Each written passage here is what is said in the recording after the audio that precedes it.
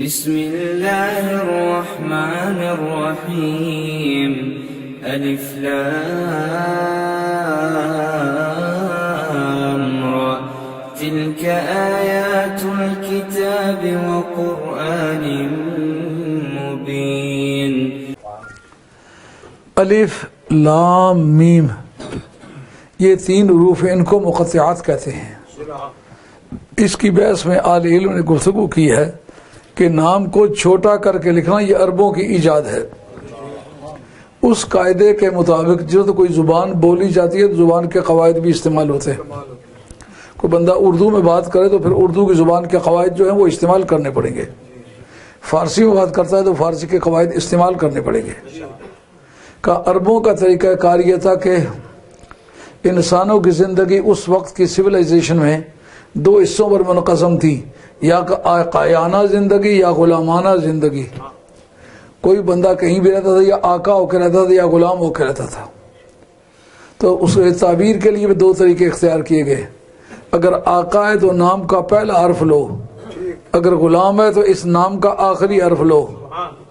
بیجی اللہ نے ہے، اللہ کا پہلا اس میں جو ہے وہ حمزہ ہے، الف لیا گیا ہے، جس کو الف کہتے ہیں، اصل میں اس کا نام حمزہ ہے۔ یہ زرادی ایک کتاب علم صرف کی، اس کے اندر یہ بحث ہے۔ یہی وجہ ہے کہ بعض وقت اہل علم سے جھگڑا پڑ جائے تو کہتے ہیں الف بات آسا پڑھنا جانتے ہو؟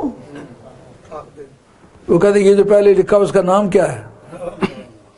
یہ جو الف اسے کہتے ہیں، یہ اپنی ضرورتوں کے لیے الف کہتے ہیں، وہ کرنا قاعدہ یہ ہر حرف جو ہے اس کے نام کا پہلا حرف کا وہ خود جزو ہوتا ہے، جیسا با ہے، تا ہے، سا ہے، جیم ہے، یعنی جس کا نام ہے وہ نام کے اپنے نام کا پہلا جزو ہے۔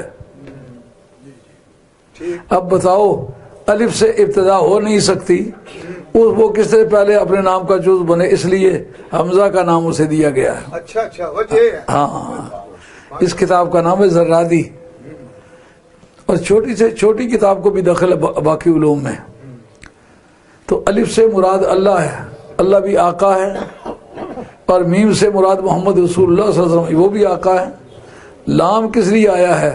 کہ لام جبریل کے نام کی تخفیف ہے۔ الف لام، الف سے اللہ، لام سے جبریل، میم سے مراد محمد۔ کہ باقی دو اسموں کے پہلے حرف لیے، اس میں تیسرا حرف کے آخری حرف کیوں لیا؟